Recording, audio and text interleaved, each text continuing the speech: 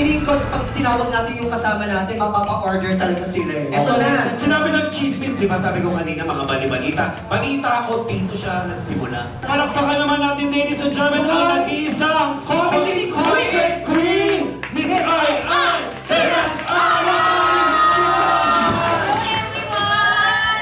Hello! Magandang gabi po sa inyo lahat! Magandang araw sa lahat. Welcome po ulit dito sa atin channel ang Biyahe Ikomida. Maraming salamat sa lahat ng nag-subscribe, indeed. Punta tayo sa atin topic. Ay de las Alas, hiwalay na sa asawang si Gerald Sibayan. Ay de las Alas, magsasalita tungkol sa hiwalayan nila ni Gerald sa Fast Talk. Ipagdiriwang ni Ay de las Alas ang kanyang kaarawan sa Lunes, November 11, 2024.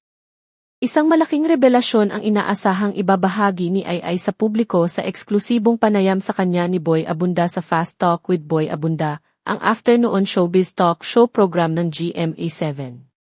May kinalaman sa usap-usapang hiwalay na sila ng kanyang asawang si Gerald Sibayan ang isyong bibigyan ng kasagutan ni Ay sa magaganap na puso sa pusong pag-uusap nila ni Boy. At base sa impormasyong nakalap ng cabinet files, kumpirmadong hiwalay na sina Ay at Gerald. Kinumpirma ni Boy sa Fast Talk with Boy Abunda ngayong Biyernes ng hapon, November 8, ang mangyayaring panayam niya kay Ay sa darating na Lunes.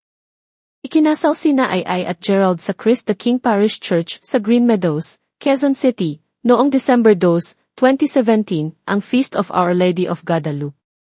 Sa kabila ng kanilang may December relationship, tumagal ng isang dekada ang kanilang relasyon at naging masaya sila. Kaya marami ang nabigla sa balitang hiwalay na ang dalawa, isang isyong bibigyang linaw ni Ay sa kaarawan niya sa November 11, 2024. Naganap ang huling interview ni Boy kay Ay sa May Mother, a story noong October 27, 2024. Ang May Mother, May Story ang limited talk series ni Boy sa Kapuso Network. Sa kanilang pag-uusap, marami sa manonood ang nagtaka dahil hindi nabanggit si Gerald. Nakadagdag din sa curiosity ng mga tao ang makahulugang pahayag ni Ay sa tanong ni Boy na ano ang kinatatakutan mo. Sagot ni Ay, actually, yung totoo, yung mag-isa. Pero I think kapag dumating yung time na yon, kaya ko naman. Tanong pa ni Boy, if you were to ask forgiveness kay Eileen de las Alas, tunay na pangalan ni Ay, ano ang ihihingi mo ng tawad sa kanya? Sagot ni Ay, Eileen, sorry kasi pinayagan mong masaktan ka ng ibang tao. Physically and emotionally. Hindi mo deserve yon kasi isa kang babaeng nagmahal lang at naging loyal sa kanila with a pure heart and no intention na lokohin sila. Ang gusto mo lang, mahalin sila pero in spite of that, sinaktan ka nila, physically and emotionally. So, I am very sorry na nagawa ko sa'yo yun. Hindi ko na ulit gagawin sa'yo yun. Hindi ko na ulitin and I am very sorry. Ano ang iyong pakiramdam na tayo nag-uusap ngayon at tayo'y narito sa music box? Na-miss ko to. Na-miss ko yung may-ari, si Wawi, yung boss namin. Naalala ko yung nanay ko kasi nanood siya dyan siya nakaupo. Nanay Justa? Nanay Justa.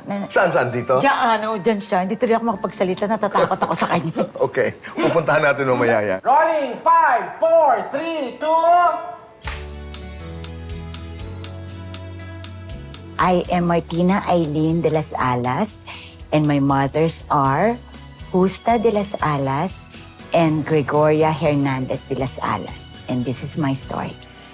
Panoorin ang buong panayam ni Tito Boy kay Miss Ay sa GMA sa May Mother May Story at sa Fast Talk with Boy Abunda. At yan ang ating latest showbiz chika update for today. Huwag kalimutan mag-subscribe. Click the notification bell for more showbiz chika updates. Like and share the video at pakisuportahan po ang atin Facebook page. Maraming salamat sa lahat ng nag-subscribe, indeed. Magandang buhay sa lahat, paalam.